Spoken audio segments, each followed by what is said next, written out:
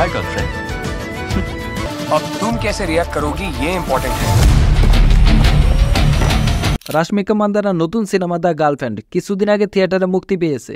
রাহুল রবীন্দ্রন পরিচালিত এবং দীক্ষিত শেট্টির সহ অভিনেতা হিসেবে সিনেমাটি মুক্তির আগে মনোযোগ আকর্ষণ করেছিল। আমরা এই ভিডিওতে রিভিউ করব সিনেমাটি কেমন ছিল। চলুন শুরু করা যাক।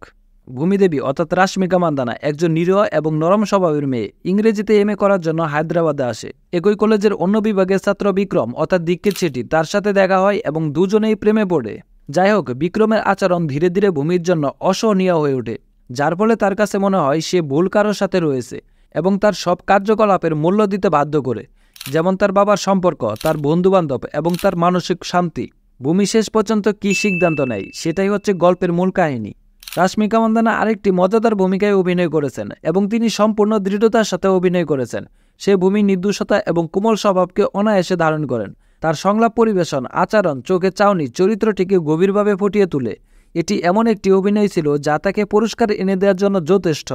তেলুগু দর্শকদের কাছে পরিচিত দীক্ষিত শেট্টি একটি অন্ধকার জীবনের ভূমিকায় অভিনয় করেন এবং রাশমিকার তীব্রতার সাথে সম্পূর্ণ মিল ছিল। অস্থির চরিত্রটিকে আকর্ষণীয় সততার সাথে চিত্রায়িত করেন, যা দর্শকদের সত্যিকার হতে অস্বস্তিকর করে তোলে। সিনেমাটিতে কিছু চিন্তা ভাবনা করে তৈরি আকর্ষণীয় মুহূর্ত রয়েছে। ভূমির শ্বাসরুদ্ধকর প্রেম জীবনের কিছু দৃশ্য আকর্ষণীয় ছিল। আরেকটি হাইলাইট হলো নায়িকা এবং নায়কের মায়ের মধ্যে দৃশ্য আবেগগতভাবে সেরা ছিল। তবে এটি সবার কাছে ভালো লাগার মতো গল্প নয় এবং শুধুমাত্র নির্দিষ্ট দর্শকদের কাছে ভালো লাগবে। রাহুল রবীন্দ্রনের লেখার ভিতর তীব্রতা রয়েছে, কিন্তু বাস্তবতার চেয়ে কল্পনার মতো মনে হয়। সিনেমাটিতে দুইটি বিপরীত ব্যক্তিত্ব রয়েছে, একজন অতি বিষাক্ত পুরুষ, অন্যজন গভীর নিরীহ মহিলা, এবং শহরের পট্টভূমির জন্য কিছুটা অতিরঞ্জিত মনে হতে পারে। আবার দ্বন্দ্বটি খাঁটি হওয়ার পরিবর্তে স্টাইলাইজ বলে মনে হয়।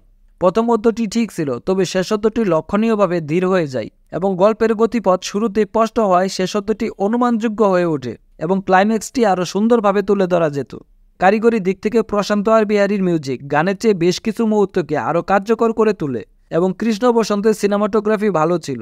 সবশেষে দ্য গার্লফ্রেন্ডের কিছু অংশে ভালো লেগেছে, মূলত রাশমিকা মান্দানার অসাধারণ অভিনয়ের কারণে, যা দীক্ষিত শেট্টির তীব্র চিত্রায়নে যারা সংযুক্ত ছিল। তবে মূলত গল্পটিতে নতুন কিছু নেই। ধীরগতি এবং পুনরাবৃত্তিমূলক দৃশ্যগুলি সামগ্রিকভাবে প্রবাহিত করে। এই সিনেমাটি ব্যক্তিগত দৃষ্টির ওপর নির্ভর করে। কেউ কেউ এর পরিচালনায় গভীরতা খুঁজে পেতে পারেন, আবার কেউ কেউ বিচ্ছিন্ন বোধ করতে পারেন। এই সিনেমাটির জন্য আমাদের রেটিং হচ্ছে 2.7 আউট অফ 5। ভালো থাকবেন সবাই, দেখা হবে পরবর্তী কোনো ভিডিওতে।